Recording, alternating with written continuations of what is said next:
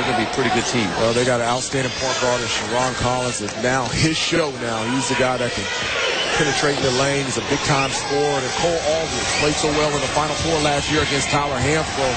Let's see if he can translate that into the regular season this year. Boy, this guy is money, isn't he? Holloway.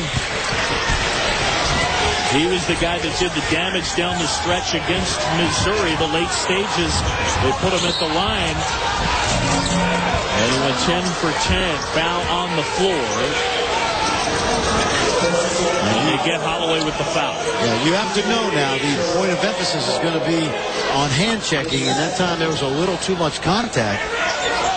Holloway's talking to his coach and saying, hey, you know, I'm a freshman. How do you guard these guys?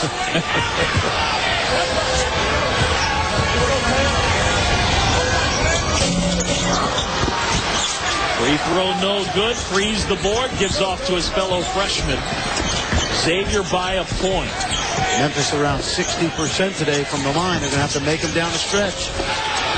Anderson thought a teammate was cutting. Instead, he turns it over, and Memphis a chance to retake the lead.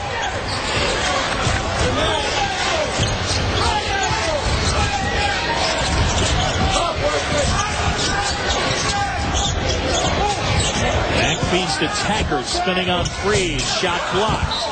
Out of bounds. It'll stay Memphis ball. You know, it's the second time they posted it up, down on that. He made that turnaround jump shot, and Kenny Freeze is right on there. He's going to have to develop a left-hand jump hook, but once again, get the ball down to Robert Dozier. He's been your guy over the last 5 minutes. Establish him in the post, and he'll get you a good shot. Either he will shoot it, or you can open up a wide-open shooter. Daniel Mack just knock down the three.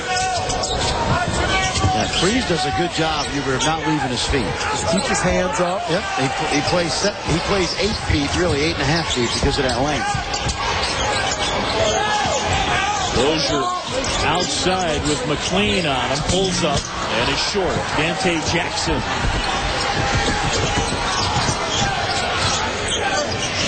McLean feeds Freeze, but it's intercepted by Dozier. Yeah, that ball was in the air too long. A tough angle to feed the post from. Dozier spinning, and it's blocked. If they got Freeze, he's done. They did. Number 5 on the freshman Kenny Freeze. This looked like Kenny Freeze violated that principle of verticality. Let's take a look now. It looked like his arm came down.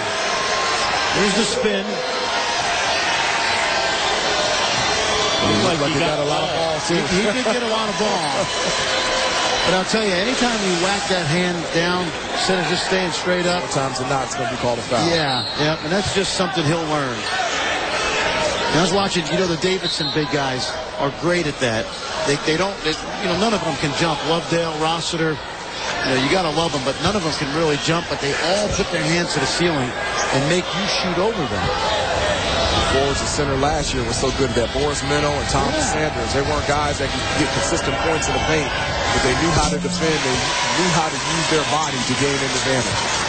They're going to be an interesting team to watch as well, because they get Frank Benizzi, once he's healthy, back from a knee injury, and he's considered a high major type of player. They originally signed with Harvard, but had interest from Big East schools. Well, you're right.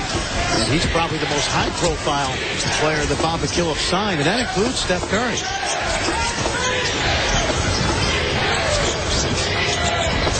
Dante Jackson gives off to Love. 4 minutes to go in our championship game, and we are tied at 53. Brown.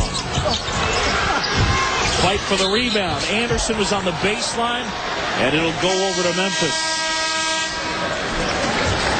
The under 4 timeout here in San Juan, and it's a good one. The O'Reilly Auto Parts Puerto Rico tip-off tied at 53. It's the O'Reilly Auto Parts Puerto Rico tip-off. Xavier and Memphis tied at 53 in our championship game. And John Calipari trying to lead the Memphis Tigers to that championship. It's got kind of a family affair feel to this one, at least from a coaching standpoint. Well, it goes back quite a while. They consider themselves like cousins, basically. John Calipari and his grandmother, she was real good friends with the Miller family. John spent a lot of time at the Miller house when he was young, and there's John Miller, the former coach of